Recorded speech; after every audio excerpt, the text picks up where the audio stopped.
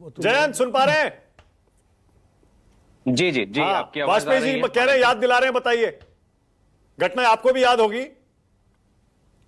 देखिए, मैं बहुत ही स्पष्ट रूप से अपनी राय रखना चाहता हूं कि इस देश के किसी भी प्रधानमंत्री ने भारत के किसी भी राज्य के मुख्यमंत्री को आज तक गाली नहीं दी।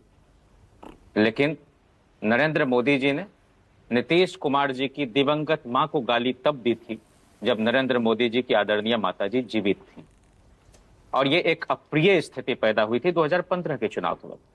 मैं गाली गलौज की संस्कृति के पूर्णतः खिलाफ हूं। मानक माँ बहन की गाली एक तरफ, वो डीएनए एक तरफ। ना कभी गाली क्या कभी बात करने दीजिए। नहीं, कभी गाली दी अरे उनको अपनी बात करने नहीं दीजिए। करें, लेकिन गाली कभी नहीं दी। नहीं, कभी गाली नहीं बकी है। गाली कभी one second, let him come. DNA अलग है, माँ बहन की गाली है, दोनों को बराबर कर लो। मतलब मालूम क्या होता है? एक मिनट आप शब्द क्या? एक मिनट बोलिए जयंत, बोलिए, बात पूरी करिए, बोलिए। फ्रीज हो गए लगता है, फिर नेटवर्क चला गया।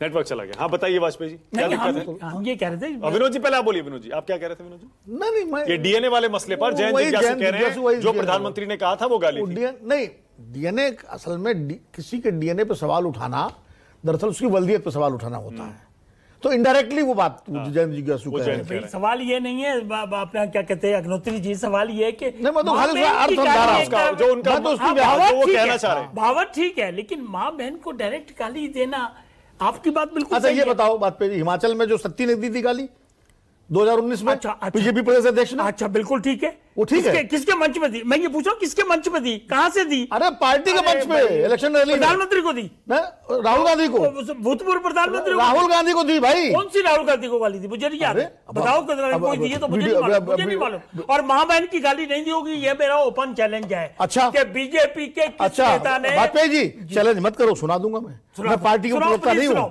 मैं पार्टी पर इसलिए, लेकिन आप अपनी बात कहो, लेकिन नहीं चैलेंज मत करो, इसलिए क्योंकि वो मैं उसमें बहस में हिस्सा ले चुका हूँ। मैंने सिर्फ उस बहस में मैंने डिबेट में हिस्सा लिया था और चुनाव आयोग ने 48 घंटे का बैन लगाया था उनके ऊपर। जी माँ बहन की गाली नहीं होगी, आई एम श्योर, मैंने भी रिसर्च किया है, माँ बहन की गाली नहीं होगी। अगर होगी, अच्छा विनोद जी एक सेकंड, आप थोड़ा रिसर्च करिए। जयंत जिज्ञासु अपनी बात पूरी करिए। बोलिए जयंत, अपनी बात पूरी हम करिए। नहीं कर रहे। नहीं आप कर रहे हो, आपकी बात गलत साबित हो जाएगी, इसलिए मैं कर रहा हूं। बोलिए जयंत जयंत जी, आप उनका अपने कंधे पे क्यों ले रहे हो? मैं भी नहीं ले रहा किसी की। आप कहो कि गलत है वो, अगर दी है तो बात। जयंत बोलिए। ये भी गलत है, वो भी गलत है, बोलिए, दोनों गलत है। मानक जी, मैं सिर्फ इतना दरख्वास्त करना चाहता हूं कि तकनीकी अवरोध पैदा हो जा रहा है, तो मुझे अपनी बात करने देंगे। बोलिए अपनी बात कर।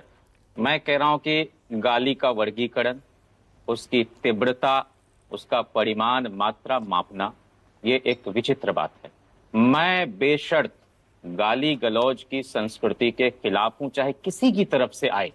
और अगर हम सबको संसदीय लोकतंत्र को साफ सुथरा रखना है तो इससे विलग होना होगा।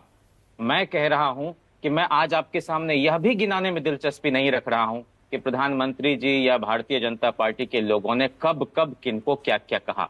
दुर्गा सप्तशती में एक श्लोक है, उसका एक हिस्सा मैं आपके सामने कहूं कि कुपुत्रो जायेत क्वचिदपि कुमाता न भवति। इसलिए नरेंद्र मोदी जी की मां जितनी श्रद्धेया हैं, उतनी ही राहुल गांधी जी की मां भी, और उतनी ही तेजस्वी जी की मां भी, और उतनी ही इस देश ही नहीं दुनिया की कोई भी माता सम्मानित है। अब कोई अपने आप को नॉन बायोलॉजिकल कहे तो यह भी उनका निजी मत है, मैं उस पर भी टिप्पणी नहीं करना चाहता हूं। कोई किसी संदर्भ में उन्होंने अपने आप को अलौकिक कह दिया, लेकिन माता के प्रति तो सबका सम्मान होता है। मैं आज बहुत दुखी मन से आपसे कहना चाहता हूं कि हमारे देश पर न जाने कौन सी ऐसी छाया पड़ी हुई है कि हम सब लोग इस राजनीति को बहुत ही पवित्रता के साथ नहीं जी पा रहे हैं, तू मैं की संस्कृति में जा रहे हैं। बहुत ज्यादा दूर हम नहीं जाना चाहते हैं। समकालीन भारतीय राजनीति में भी जो इकोसिस्टम हमको मुलायम सिंह जी ने, शरद जी ने, लालू प्रसाद जी ने, रामविलास पासवान जी ने दिया, आने वाले समय में नई पीढ़ी को हम क्या छोड़कर जा रहे हैं। मैं कह रहा हूं कि अब सिर्फ पैर जिनको घुसाना है कीचड़ में, उनसे मैं कुछ नहीं कहता, आप सर भी घुसा लीजिए कीचड़ में। अच्छा, तब भी इस बहुरंगी, तब भी मानक जी, तब भी इस बहुरंगी देश में कुछ तालियां, बल्कि ज्यादा ही तालियां आपके हिस्से आएंगी। लेकिन हम वैसे लोग नहीं हैं, और हमको बहुत ही पीड़ा होती है जब मान लीजिए कि कर्पूरी जी के बारे में जनसंघ के लोग तमाम तरह की गालियां देते थे, तब भी नहीं रोका गया। मैं कह रहा हूं, एक सेकंड, मैं आप इससे मुखातिब हूं। जयंत, तो तेजस्वी यादव ने तो बाकायदा उसका खंडन कर दिया, कंडेम कर दिया, निंदा कर दी, निंदा की, जी, हाँ नहीं जी। मैं बाकायदा, मैंने बल्कि कहा भी और वो बयान हमने सुनवाया भी था। जी जी जी जी। अब ये जो काउंटर अटैक हो रहा है, जीएसटी के दाम, जीएसटी के रेट कम हो गए, चीजें सस्ती हो जाएंगी, 22 तारीख से लागू है, पहले नवरात्रि से, चुनाव से ठीक पहले हो रहा है, वहां नीतीश जी की योजनाओं पर योजनाएं आ रही हैं, अब आप क्या करिएगा? ऐसा लग रहा है अब जो नैरेटिव है वो एनडीए के पास आ गया है। 2.5 महीने 24 जून के बाद से आप नैरेटिव बना रहे थे, अब ऐसा लग रहा है एनडीए नैरेटिव बना रहा है। मानक जी, वो ठीक वृद्ध बाघ की कहानी है।